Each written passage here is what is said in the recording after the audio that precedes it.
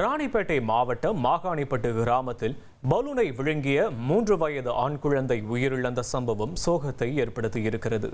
கூடுதல் விவரங்களை செய்தியாளர் சதீஷ் வழங்க கேட்போம். சதீஷ், வணக்கம். இந்த சோக நிகழ்வு குறித்த முழு விவரங்களை சொல்லுங்க சதீஷ். வணக்கம். ராணிப்பேட்டை மாவட்டம் காவேரிப்பாக்கம் அடுத்த மாகாணிப்பட்டு கிராமத்தை சேர்ந்தவர் வினோத். இவரது 3 வயது மகனான சாம் இன்று வீட்டில் விளையாடி கொண்டிருந்ததாக தெரிகிறது. அப்போது எதிர்பாராத விதமாக கையில் வைத்திருந்த பலூனை அவர் விழுங்கியதாக கூறப்படுகிறது.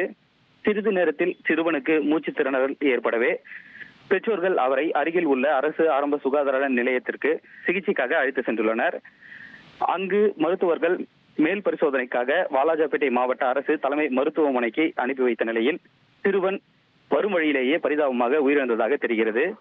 இதனைத் தொடர்ந்து மருத்துவர்கள் சிறுவன் உயிரிழந்ததற்கான காரணம் குறித்து விசாரணை நடத்தி வருகின்றனர். சிறுவன் பலூன் விழுங்கியதால் உயிரிழந்த சம்பவம் காவேரிப்பாக்கம் வட்டாரத்தில் பெரும் பரபரப்பை ஏற்படுத்தியுள்ளது. விவரங்களுக்கு நன்றி சதீஷ். இனி செல்லும் இடமெல்லாம் செய்தி. தந்தை டிவியின் வாட்ஸ்அப் சேனலை ஃபாலோ பண்ணினா செல்லருக்கும் இடமெல்லாம் செய்தி. இதோ QR கோட் இப்பவே ஸ்கேன் பண்ணுங்க, ஃபாலோ பண்ணுங்க.